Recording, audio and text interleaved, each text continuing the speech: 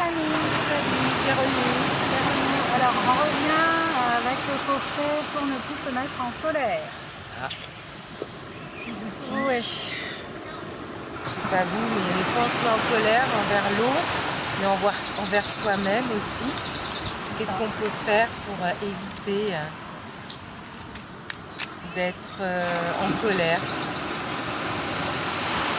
C'est quoi le titre?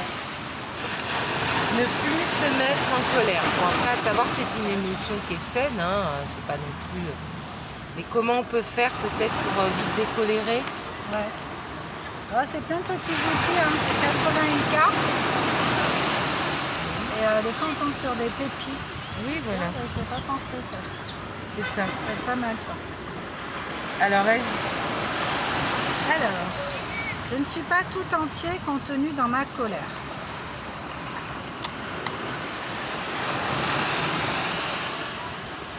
Je ne suis pas tout entier contenu dans ma colère. C'est-à-dire, Ouais. je comprends pas.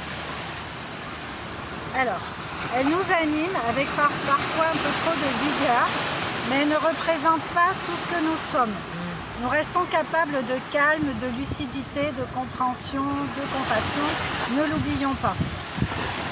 Ça veut dire que quand je suis en colère, c'est pas totalement moi en fait.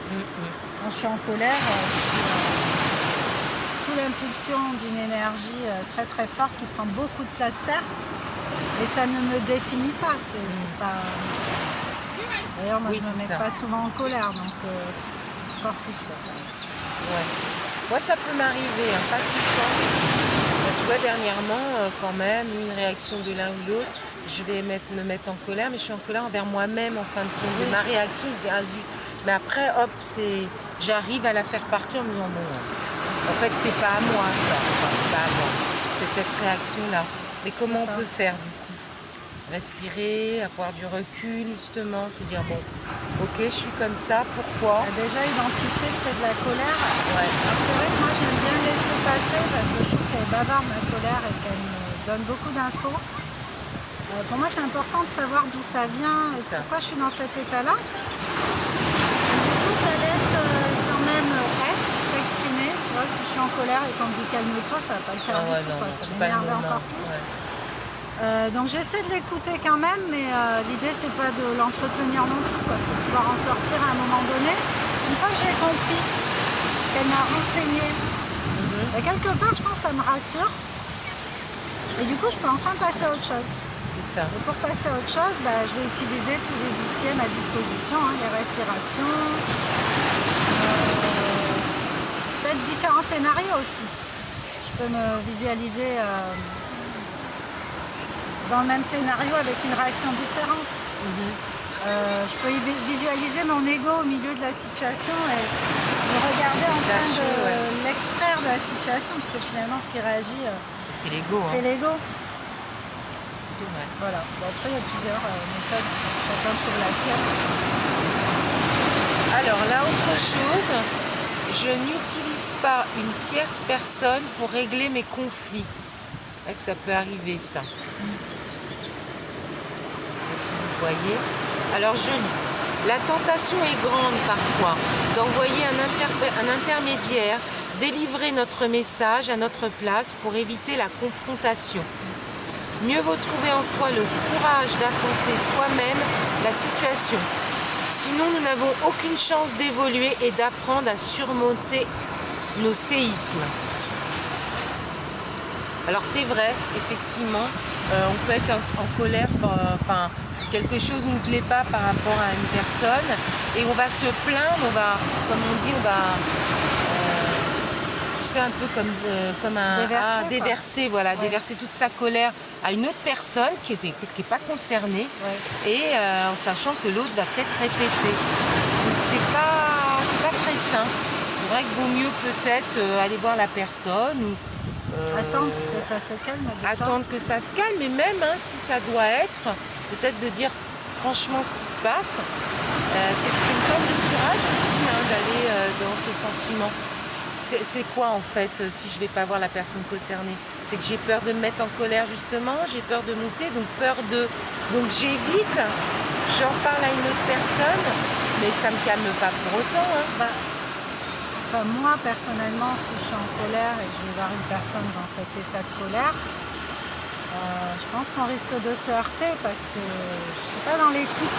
J'aurai pas accès à ça. Moi, je vais m'écouter moi dans mes ressentis et j'aurai besoin de lui dire, mais je n'aurai même pas envie de l'entendre, en fait.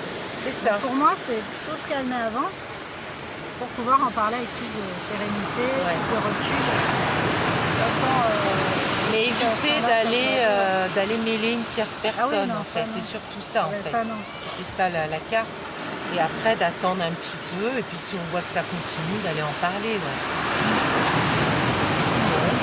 Alors, deuxième carte.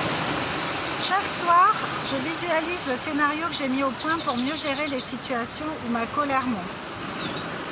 Encore une façon de bien s'imprégner du processus de changement que vous aurez élaboré en amont, afin de l'intégrer très profondément dans le mental. Là, c'est ce que tu disais un petit peu avant, de faire un petit scénario. Falloir prendre du recul, être détaché de la vie d'autrui, du regard d'autrui, des paroles d'autrui. C'est un travail sur soi. Après, être en colère, c'est pas quelque chose de diabolique, c'est quelque chose d'humain, ça existe. La colère, elle est bavarde, elle a des choses à dire. L'idée, c'est de ne pas l'entretenir et de trouver... c'est nous qui sommes emprisonnés dedans. Je peux être en colère contre celui que je vais traiter d'idiot parce qu'il m'a fait une queue de poisson.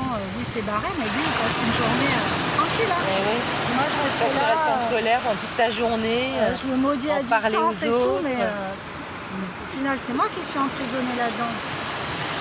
L'idée, ça va être de relativiser quand même et de pouvoir se défaire de ça, se délester pour se sentir plus léger. Pas évident tout le temps, mais c'est un cheminement.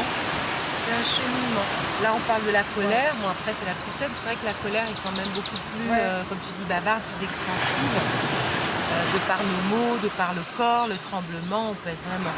Et c'est vraiment un bon cheminement vers soi, dire bon bah ok, je l'ai identifié, je suis comme ça, ne pas s'en vouloir, bien sûr, d'être le plus possible bienveillant, c'est pas évident. Et je l'ai repéré, qu'est-ce que je peux faire pour juste la regarder? Qu'est-ce que je peux juste essayer de faire? Je peux me calmer, je peux respirer, je peux faire des scénarios, un autre jeu de rôle, parler à mon ego, bon, on a plusieurs outils. Mais c'est déjà de s'en détacher. Puis après, parfois même, on en rigole. Ça arrive. C'est déjà, mais qu'est-ce que c'est con. Et puis si des scènes reviennent souvent, c'est-à-dire que souvent, je me mets en colère sur la route. Je sais pas, moi, j'ai un collègue désagréable que moi, je trouve désagréable. Déjà, je peux regarder si ce traitement de faveur, si ce collègue est désagréable, est-ce qu'il me le réserve qu'à moi? Ou est-ce qu'il est désagréable avec tout le monde? Il faut sortir les dos aussi. Et puis, peut-être se mettre d'accord avec soi-même, parce que si c'est des situations auxquelles on est confronté régulièrement, à un moment donné, c'est faut aller chercher là. Donc, se dire, bon, bah voilà, comment je me sens avec ça? Qu'est-ce que je pourrais faire pour ne plus me sentir impactée? Je ne peux pas changer le comportement de l'autre, mais n'empêche que si je change mon comportement à moi, il est fort probable qu'en face, les comportements changent, s'adaptent à notre nouveau comportement. Je ne sais plus qui c'est qui a dit que c'était une folie de refaire toujours les mêmes choses et d'espérer des résultats différents. Bah oui. C'est exactement ça. Si tu attends de l'autre les réactions, toi tu ne changes pas. C'est illégitime. Voilà, toujours nos petits réfléchissez à tout ça, n'hésitez pas à commenter, à dire je suis d'accord, je suis pas d'accord. Et dites-nous comment vous vous sentez quand vous êtes en colère. Oui, sans colère, mais bon. Et comment vous réagissez. La colère est contagieuse. Ah oui, toutes les émotions. Dites-nous ce que vous en pensez. Voilà. Quels sont vos outils? Partageons avec bienveillance, sans colère. Sans colère. Bisous les amis, à bientôt. Merci. Bye bye.